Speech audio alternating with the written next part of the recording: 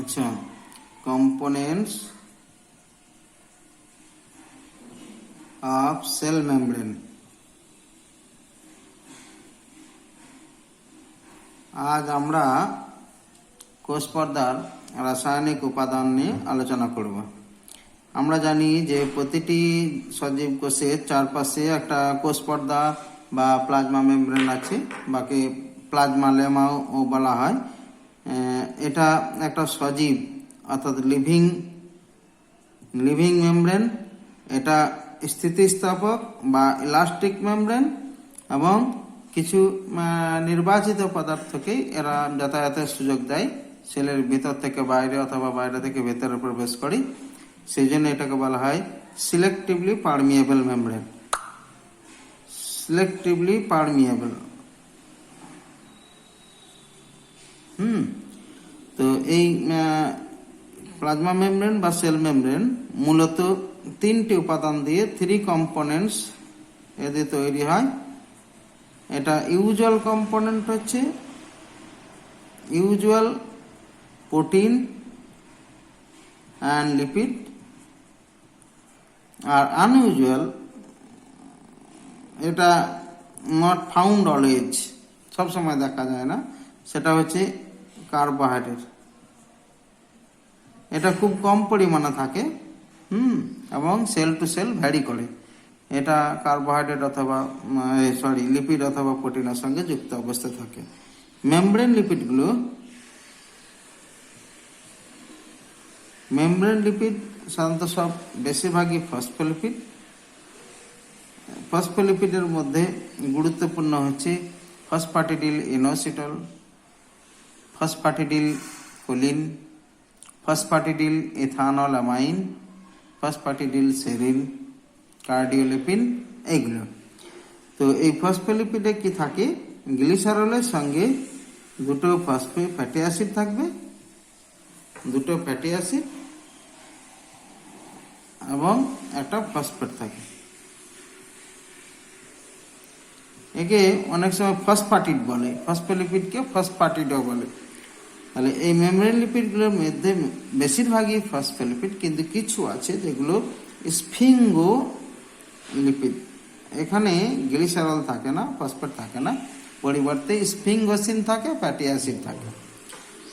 আর cholesterol কম পরিমাণে থাকলেও খুব গুরুত্বপূর্ণ।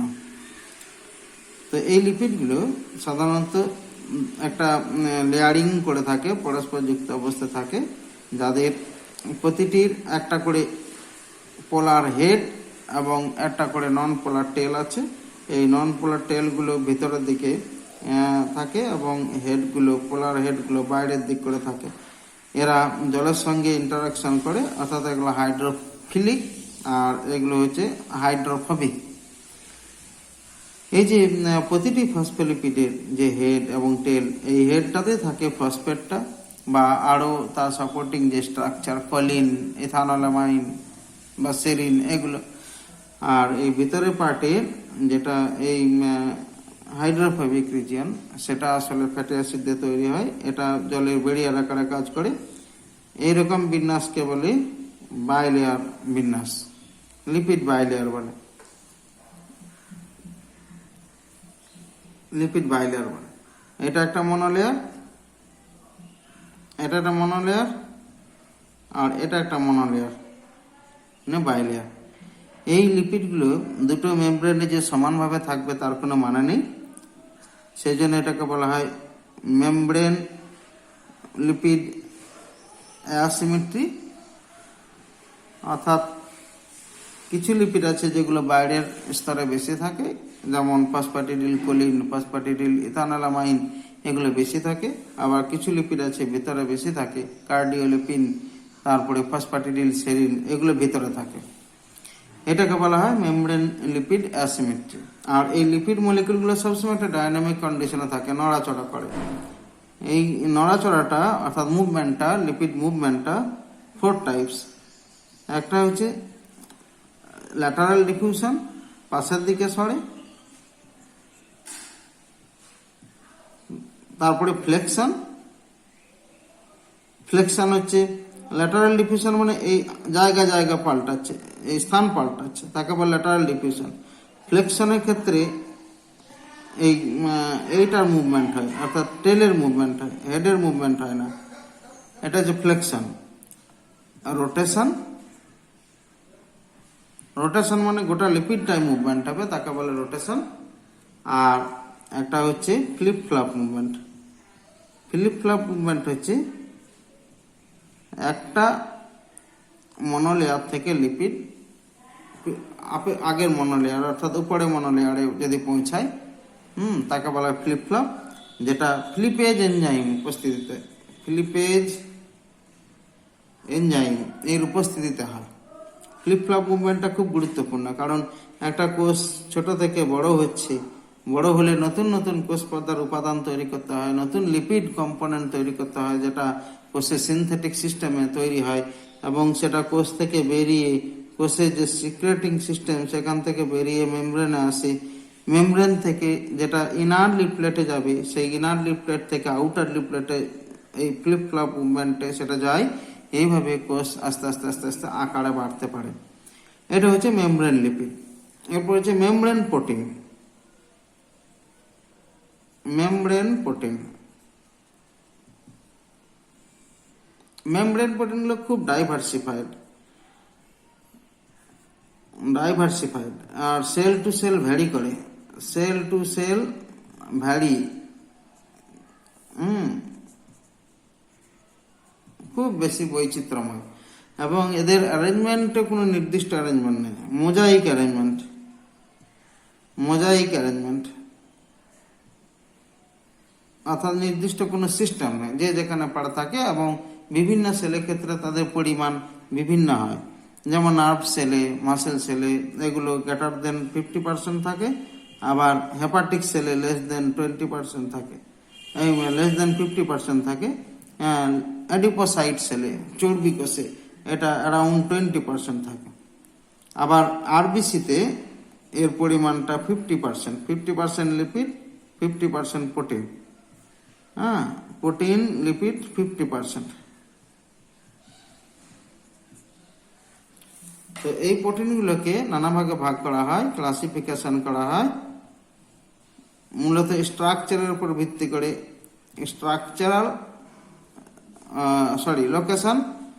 লোকেশনের উপর ভিত্তি করে 3 রকম। একটা যেগুলো বাইরের দিক করে থাকে সেগুলোকে বলে পেরিফেরাল প্রোটিন, এরা সহজেই পৃথক করা সম্ভব হয়।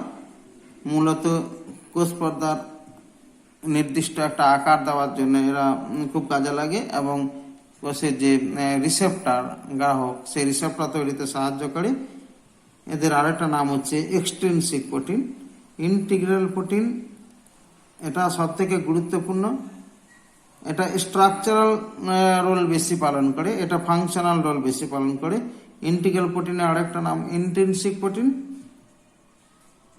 ইন্ট্রিনসিক প্রোটিন, এই প্রোটিনগুলো মূলত মেমব্রেনের মধ্যে দিয়ে বিভিন্ন উপাদানগুলোকে পাস করতে সাহায্য করে, এগুলো লিপিডের সঙ্গে ইন্টারাকশন করতে পারে।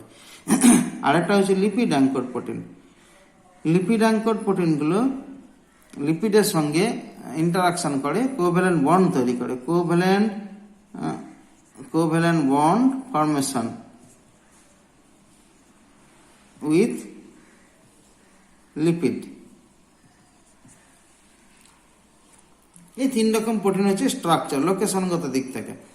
আর একটা আছে ক্লাসিফিকেশন, সেটা হচ্ছে ফাংশনাল ক্লাসিফিকেশন, অর্থাৎ প্রোটিনগুলো বিভিন্ন ধরনের কাজ করে। এর মধ্যে সব থেকে গুরুত্বপূর্ণ সেটা হচ্ছে ক্যারিয়ার ফাংশন। এরা বিভিন্ন পদার্থকে কোষের এক প্রান্ত থেকে আরেক প্রান্তে পৌঁছে দেয়, অর্থাৎ ইন্টারসেলুলার পার্ট থেকে আউটার পার্টে এটা বের করে দেয়, অথবা বাইরে থেকে ভিতরে ঢুকতে সাহায্য করে। এরা ফ্যাসিলিটেটেড ডিফিউশনে সাহায্য করে, বেশিরভাগ ফ্যাসিলিটেটেড ডিফিউশন।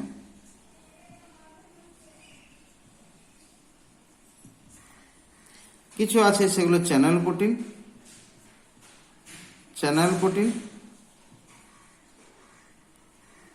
এগুলো হচ্ছে ট্রান্সমেমব্রেন প্রোটিন।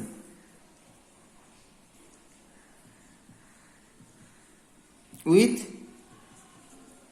টানেল, সেই টানেলের মধ্যে দিয়ে বিভিন্ন উপাদানগুলো, বিভিন্ন পদার্থ যাতায়াত করতে পারে। যেমন অ্যাকুয়াপোরিন,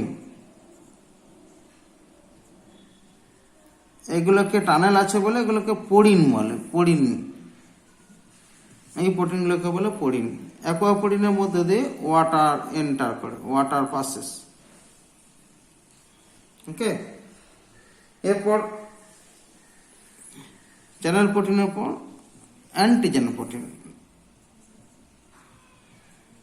অ্যান্টিজেন আর ডিটারমিন্যান্ট প্রোটিন,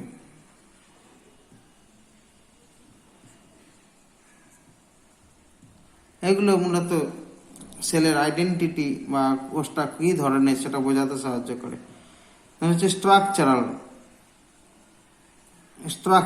এটা আর্কিটেকচার তৈরি করে, অর্থাৎ প্লাজমা মেমব্রেনের মূল কাঠামোটা বানায়, আর্কিটেকচার। এগুলো হচ্ছে স্ট্রাকচারাল প্রোটিন। তারপরে হচ্ছে রিসেপ্টর প্রোটিন। এই প্রোটিনগুলো বিভিন্ন পদার্থগুলোকে ধরতে সাহায্য করে, যেগুলোকে আর দিয়ে সূচিত করা হয়, রিসেপ্টর প্রোটিন। যেমন হরমোন বাইন্ড করতে গেলে রিসেপ্টর প্রোটিনের সঙ্গে যুক্ত হতে হবে। আর একটা হচ্ছে এনজাইম প্রোটিন। এই এনজাইম প্রোটিনগুলো মূলত কিছু মেমব্রেন বাউন্ড ক্যাটালাইটিক প্রসেস চালাতে সাহায্য করে। ঠিক আছে, যেমন অ্যাডিনাইলেট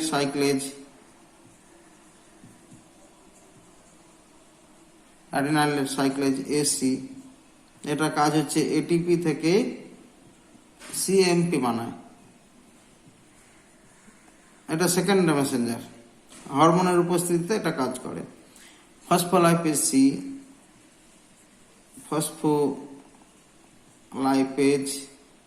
সি বা পিএলসি বলে সংক্ষেপে, এটা কাজ হচ্ছে PIP2 মেমব্রেনের যে একটা উপাদান ফসফাটিডিল ইনোসিটাল ডাইফসফেট, সেটাকে এটা ভাঙে। কিসে ভাঙে? DAG ডায়াসাইল গ্লিসারল প্লাস IP3 ইনোসিটাল ট্রাইফসফেট, এই দুটো উপাদান ভাঙে।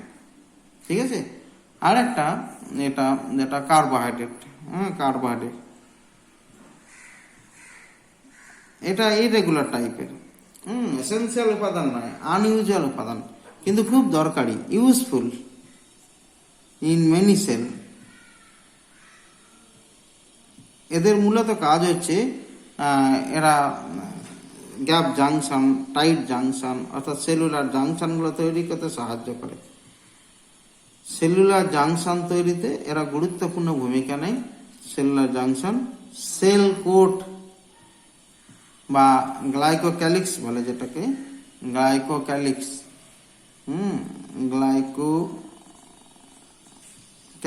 এটা তৈরি করতে সাহায্য করে। সাধারণত এটা প্রোটিনের সঙ্গে যুক্ত থাকে।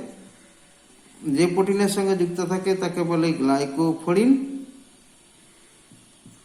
অথবা এটা লিপিডের সঙ্গে যুক্ত থাকে। এই অবস্থায় কোষ পর্দার মধ্যে থাকে, গুরুত্বপূর্ণ কিছু ফাংশন এরা মেনটেন করতে সাহায্য করে। ঠিক আছে, এই পর্যন্তই। নেক্সট ভিডিওয় আমরা ফ্লুইড মোজাইক মডেল এটা নিয়ে আলোচনা করব। ঠিক আছে, থ্যাংক ইউ।